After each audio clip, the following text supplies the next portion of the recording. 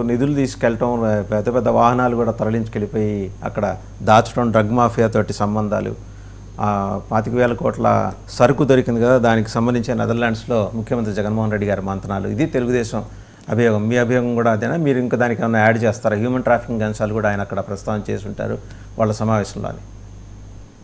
అభియోగం అనే దానికంటే అయ్యి ఉండొచ్చు అనేది ఎక్కువ ఉంటదండి ఎవరికైనా. ఎందుకంటే ఎవరు ఇప్పుడు గత 5 ఏళ్లలో 2 సార్లు పెద్ద పెద్ద మొత్తంలో డ్రగ్స్ అనేవి మన ఆంధ్రప్రదేశ్ బోర్డర్ లో, అంటే మొన్న వైజాగ్ దగ్గర, అంతకుముందు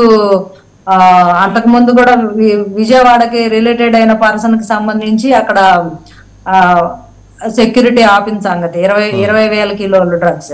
సో 2 సార్లు పెద్ద మొత్తంలో, అంటే 1,000 కిలోలు, అంటే దాదాపు 40,000 కిలోల పైన డ్రగ్స్. అంటే దేశ చరిత్రలో మొదటిసారి ఇలాంటి వినడం, ఇంత పెద్ద మొత్తంలో డ్రగ్స్ పట్టుబడటం. అది కేవలం జగన్మోహన్ రెడ్డి గారు అధికారంలో ఉన్నప్పుడే ఎందుకు జరిగింది, మిగతా వాళ్ళు ఉన్నప్పుడు ఎందుకు జరగల? దేశం మొత్తంలో ఇంతమంది ముఖ్యమంత్రులు ఉన్నప్పుడు, ఇన్ని రాష్ట్రాల్లో ఉన్నప్పుడు ఎక్కడా జరగంది, మన రాష్ట్రంలోని దరిద్రం ఎందుకు అంటే, సో ముఖ్యమంత్రి గారి గత చరిత్ర, నేర చరిత్ర ఉంది కాబట్టి, ఆర్థిక నేర చరిత్ర ఉంది, ఆయన వ్యవహార శైలి కొంచెం డిఫరెంట్ గా ఉంటది కాబట్టి, ఆయన అందరికన్నా భిన్నమైన వ్యక్తి కాబట్టి ఆయన మీద అనుమానాలు రావడం అనేది సహజం. ఎవరికైనా యాజ్ ఎ హ్యూమన్ బీయింగ్ ఎవరికైనా వచ్చేస్తుంది ఆటోమేటిక్ గా అనుమానం అనేది. ఎందుకంటే ఎలా ఎన్నికల ముందే 25,000 కేజీలు డ్రగ్స్ అంటే చిన్న విషయం కాదు. ఆయన దిగిన ప్లేస్ కూడా నెదర్లాండ్స్ అనేది ఇంత కిరణ్ గారు అన్నట్టు దానికి నెలమానికమైన ప్లేస్ కాబట్టి, ఎక్కడైనా మరి ఆయన లండన్ వెళ్లాల్సిన ఆయన ఇక్కడ ఎందుకు ఆల్టున్నాడు, అన్ని అవర్స్ ఎందుకు ఉన్నాడు? మేబీ ఏమైనా ఇలాంటి దీనికి అసాంఘిక కార్యక్రమాలకు సంబంధించి ఏమైనా మీటింగ్స్ జరుగుతున్నాయేమో అయ్యుండొచ్చు కదా అనే అనుమానం ఎవరికైనా వస్తుంది.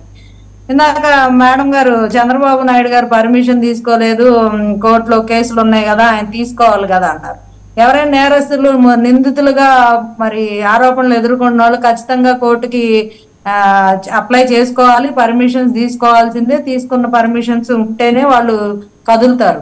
అంత 40 ఏళ్ల అనుభవం ఉన్న చంద్రబాబు నాయుడు గారు పర్మిషన్ తీసుకోకుండా వెళ్ళి మళ్ళీ చిక్కులు తెచ్చుకుంటారని ఎవరు అనుకోరు. అంటే అంత చిన్న విషయం ఆయన తెలియకుండా ఉంటుందని నేనైతే అనుకోను. సో పర్మిషన్ తీసుకున్నారా లేదా అని ఆయన మనకు చెప్పాల్సిన అవసరం కూడా లేదనుకుంటా. బహుశా వాళ్ళకి తెలిస్తే చాలు కదా. జగన్మోహన్ రెడ్డి గారు పర్మిషన్ తీసుకున్న విషయం ఎవరికి చెప్పరు కదా. ఆయన ఆల్మోస్ట్ ఈడీ కేసులు ఎదుర్కొన్నారు కాబట్టి ఖచ్చితంగా పర్మిషన్ లేకుండా ఆయన కాలు కూడా కదపడానికి అందరికీ తెలుసు. సో ఈడీ కేసులో మరి మామూలు కేసులో ఆయన స్కిల్ కేసులు ఎదుర్కొంటున్నారు కాబట్టి ఆయన కూడా పర్మిషన్ లేకుండా కదలడానికి వీలు లేదు. అది కామన్ పాయింటే. దాని గురించి ఆర్గ్యుమెంట్ చేసుకోవడం కూడా వేస్ట్ అని నా అభిప్రాయం. ఎందుకంటే పర్మిషన్ లేకుండా వెళ్తే ఎవరికి ఇబ్బంది? వెళ్ళిన వాళ్ళకే ఇబ్బంది. తర్వాత మళ్ళీ వాళ్ళు అన్ని ఎదుర్కోవాలి కదా, కోర్టు ధిక్కారణ అన్ని ఎదుర్కోవాలి. అవన్నీ తలకి తెచ్చుకోరు కదా. అనుభవజ్ఞులు ఎవరు ఏరుకోరు, సమస్యలు నెత్తి మీద పెట్టుకోరు కదా. ప్రణాళికాబద్ధంగానే వెళ్తారు. వాళ్ళకి అనువుగా ఉన్న చోటే ఎట్లా వెళ్ళాలో అలాగే వెళ్తారు. వాళ్ళకి ఎలా పర్మిషన్ ఇస్తే అలా వెళ్తారు. లేదు పర్మిషన్ లేకుండా వెళ్తే దానికి తగిన పరిణామాలు వచ్చాక ఫేస్ చేయాల్సి వస్తుంది కదా. దానికి డ్రగ్స్ గురించి మాట్లాడారు. ఒకసారి వెనక్కి వెళ్దామా చరిత్ర కాదు, మరీ పెద్ద చరిత్ర కాదు. తెలుగుదేశం ప్రభుత్వ హయాంలో అప్పుడు ఫారెస్ట్ మినిస్టర్గా చింతకాయల అయ్యన్న పాత్రుడు గారు, ఫారెస్ట్ కాదు వేరే శాఖ ఉండేది ఆయనకి. మొత్తానికి ఏంటంటే వైజాగ్ ఏజెన్సీలో దొరికిన డ్రగ్స్కి ఆయనకి సంబంధాలు ఉన్నట్టు అప్పట్లో పెద్ద ఎత్తున ఆరోపణలు వచ్చినాయి. అది మీ నోటీస్లో ఉందా? అంటే మీరు వెనక్కి వెళ్ళి ఒకసారి ఇంత డీటెయిల్డ్గా మాట్లాడుతున్నారు కాబట్టి డ్రగ్స్కి సంబంధించి మీకు సమగ్రమైన అవగాహన ఉంది కాబట్టి, 25,000 కోట్ల రూపాయలు విలువ చేసే సరుకు ఇక్కడ దిగింది కాబట్టి, ఒక మాట వైజాగ్ ఏజెన్సీ, చింతకాయల అయిన పాత్రలు, గంటా శ్రీనివాసరావు గారు, వీళ్ళందరికీ ఉన్న సంబంధాలు ఉన్నట్టు వచ్చిన అభియోగాలు, దాని మీద జరిగిన దర్యాప్తు, ఇవన్నీ మీ నోటీస్లో ఉన్నాయా? ఖచ్చితంగా అండి. ఇంత పెద్ద ఎత్తున అయితే పట్టుబడలేదు కదా. క్షమించేయచ్చు ఒకవేళ నిజంగా వాళ్ళకి దాంతో అనుబంధం ఉన్నా కూడా క్షమించేయచ్చు, అంతేనా?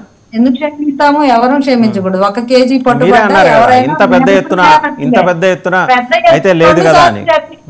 అప్పుడు విచారణ అనేది జరిగిందా లేదా? ఇప్పుడు ఎవరి మీద విచారణ చేస్తున్నారు? కనీసం ప్రభుత్వ బాధ్యతగా కనీసం ప్రెస్ మీట్ పెట్టి ఇలా జరిగింది అనే ఎక్స్ప్లెనేషన్ లేదు. పోలీసు వ్యవస్థ ఏదో చెప్పింది, ఆ సంధ్య వాళ్ళది ఏదో వచ్చింది, వాళ్ళు దానిలో వాళ్ళకి సంబంధించిన మెటీరియల్ తో పాటు డ్రగ్స్ పట్టుకున్నాము అని.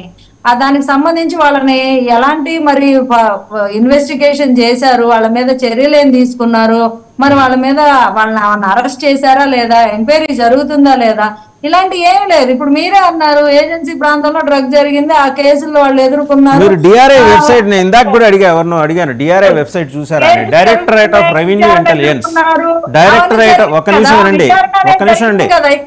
వినండి, షిప్ నుంచి దిగింది, దాంట్లో అక్రమాలు ఉన్నాయి అంటే వెంబడే డిఆర్ఐ రంగంలోకి దిగుతుంది. డిఆర్ఐ వెబ్సైట్ చూస్తే వాళ్ళు ప్రతిదీ ట్రాన్స్పరెంట్గా ఇంత పట్టుకున్నామండి, దీంట్లో ఇంతమంది ఎక్యూజ్డ్, వీళ్ళని అరెస్ట్ చేసాం, వీళ్ళని కోర్టులో ప్రొడ్యూస్ చేసాం, అన్ని డీటెయిల్గా ఇస్తారు. మనం ఎవరిని అడగక్కర్లా, ఒకసారి డిఆర్ఐ వెబ్సైట్ మీరు చెక్ చేయండి. ఎవరిని అడగక్కర్లేదు, మీరు అడగక్కర్లేదు అని చెప్పి ప్రభుత్వం చేతులు రాష్ట్ర ప్రభుత్వానికి సంబంధం లేదు, డిఆర్ఐ చూసుకుంటుంది. వన్స్ వాళ్ళ చేతుల్లోకి వెళ్ళిన తర్వాత వినండి, పోర్టులో కస్టమ్స్ ఉంటాయండి, కస్టమ్స్ ఆఫీసర్స్ ఉంటారు, డిఆర్ఐ ఉంటుంది. ఒక్క నిమిషం మీరు వినండి, శివపార్వతి గారు మీరు వినండి, ఒక్క నిమిషం వినండి, మీరు వినండి. ఆర్గ్యుమెంట్ కాదు ఇక్కడ, ప్రొసీజర్ చెప్తున్నా నేను, మీకు ప్రొసీజర్ చెప్తున్నానండి, వినండి, ప్రొసీజర్ చెప్తున్నా.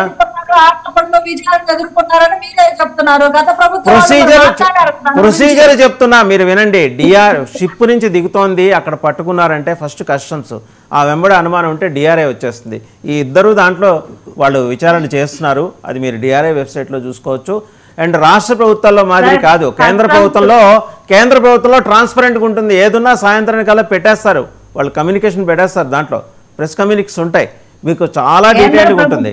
కస్టమ్స్ ఆఫీసర్స్ ఇన్వాల్వ్ అయితే సరిపోతుందా? మన రాష్ట్ర పరిధిలో ఏం జరిగినా మనకు సంబంధం లేదంటారా? పరిధి కాదంటున్నా కదా, అది వాళ్ళు పట్టుకున్న తర్వాత వాళ్ళ పరిధి కిందకి వస్తుంది. నేను చాలా టెక్నికల్ గా చెప్తున్నాను. ప్రాసెస్ అండి, ఎవరు కాదన్నారు, అది ప్రాసెస్. బట్ ముఖ్యమంత్రిగా ఒక బాధ్యత ఏది నీకు? నీ ప్రాంతంలో, నువ్వు పాలించే ప్రాంతంలో నీ దగ్గర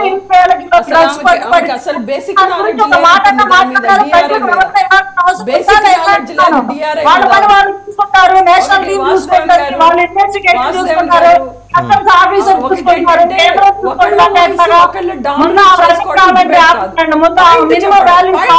చెప్పండి. నేనేం మాట్లాడలేదు కదా. సరే అయితే ఓకే శివపార్వతి గారు, మీరు కస్టమ్స్ ని డిఆర్ఐని మీరు ఓకే శివపార్వతి గారు, మీరు డిఆర్ఐని కస్టమ్స్ని విశ్వసించరు. కాసేపు మీరు అలా ఆగితే నేను ఒక మాట శ్రీనివాస్ గారి దగ్గరికి వెళ్తా. మీరు చెప్పేశారు ఆల్రెడీ, మీకు వాటి మీద నమ్మకం లేదన్నారు, చాలా క్లియర్ గా చెప్పారు. మీకు వాటి మీద నమ్మకం లేదన్నారు. ఒకసారి మీరు ఆగండి, శ్రీనివాస్ గారి దగ్గరికి వెళ్దాం. సుజాత గారు ఒక్క నిమిషం ఆగండి సార్. శివపార్వతి గారు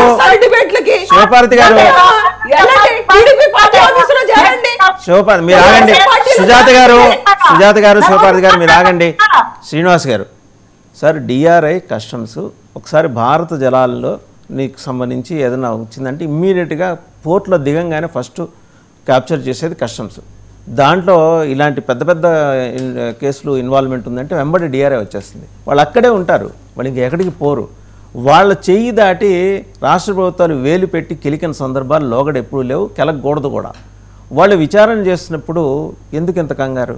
దీనికి చీఫ్ మినిస్టర్ నాకు అర్థం కాదని రోజు చాలా పట్టుకుంటారు. పొద్దున్నే ప్రతిరోజు జగన్మోహన్ రెడ్డి గారు డిఆర్ఐ వాళ్ళకి ఫోన్ చేసి, అయ్యా డిఆర్ఐ వారు ఈరోజు కేసులు ఏమైనా ఉన్నాయా, నేను ఇక్కడ మాట్లాడుకోవాలి మీడియాతోటి, లేదా మా ఆఫీస్ నుంచి నేను ప్రకటన రిలీజ్ చేయించాలని చెప్తారా? ఈ చీఫ్ మినిస్టర్ కాదు, ఏ చీఫ్ మినిస్టర్ అయినా